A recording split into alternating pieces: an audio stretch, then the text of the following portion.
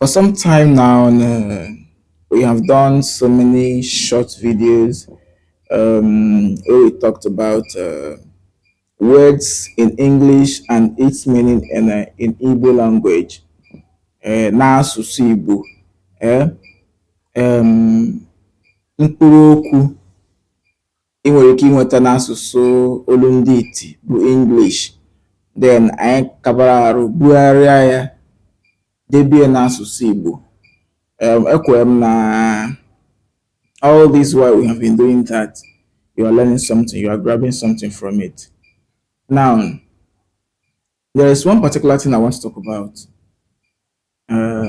It has been an issue in the society, in our society, Burundi Igbo. Now, gị nwa bụ onye Igbo bụ nna ma ọ bụ nne, ị na-eziga ụmụ gị akwụkwọ, right from nursery school. Mana onwe ihe bụ an issue right now. Ọ bụrụ na abịa n'ala Igbo, anyị nwere ezi nwee ụlọ. As in gịnị? We have outside there and we have our own family in our house, in-house. Now, I don't see the reason why Ogeji wee bụ abịa n'ala Igbo. Gị na ụmụ gị nọlụ, ị na-asụlụfu oyibo. While you are with your children, you'll be speaking English for them. All of you will be English instead of our mother tongue, which is Igbo language. It's becoming a very big problem. And that's more reason why you see a child out there. Opo ya na ụmụazị ibe na-egwu egwu, ọmama ihe ụmụazị na-akọ. Or better still, ọ bụrụ na during Christmas festive period, ịkpọrọ ụmụ gị bata ụlọ, ha na ụmụazị ịmago ndị obodo, ụmụazị village na-egwukọrịsị egwu, ụmụazị na-ekparu oke isi efi. It's not supposed to be that way.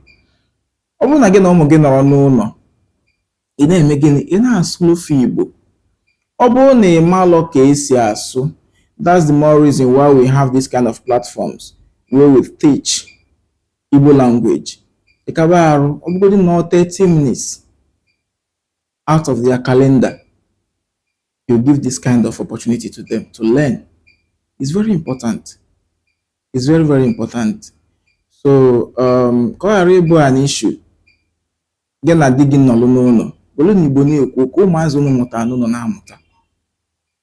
Onye ọbịa chọta gị, wole na Igbo na-ekwu ka ụmụazị maa na ihe a bụ ihe kwesịrịnụ. Ọ bụla olu mba ọzọ, n'olu anyị. Ịghọta, n'olu anyị bụ ihe ya bụ olu mba. Anyị kaba arụ tinye ịmụ ihe a n'ọrụ ka hapụ ịbụ a problem. Though it's becoming a problem already, man can happen escalate more. Okay, so owebule man asina kama no Igbo can happen. Let's do more of code switching and code mixing. Do you understand? Then that way, I believe somebody out there can understand what I'm saying. Someone that can speak Igbo, someone that can speak English. You will at the same time understand what I'm saying. So that's more reason why I'm trying to mix it up. So let us understand the importance of doing what? Teaching our children how to speak Igbo in our family, so that it will not be a problem. But so that when they grow also, they can teach their own children how to speak Igbo, so that our language will not just die like that. Okay, even if you are outside the country, wherever you find yourself, try as much as possible to make sure the little that you know, the little that you can understand, let them know that also and teach them. Thank you very much. So see you next time. Bye.